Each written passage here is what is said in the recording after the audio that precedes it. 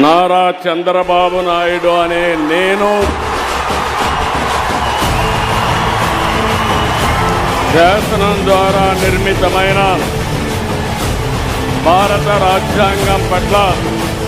నిజమైన విశ్వాసం, విధేయత చూపుతానని, భారతదేశ సార్వభౌమాధికారాన్ని, సమగ్రతను కాపాడుతానని ఆంధ్రప్రదేశ్ రాష్ట్ర ముఖ్యమంత్రిగా నా కర్తవ్యాలను శ్రద్ధతో, అంతఃకరణ శుద్ధితో నిర్వహిస్తానని, భయం కానీ,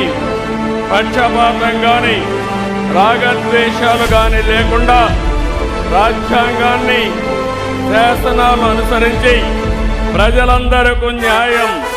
చేకూరుస్తానని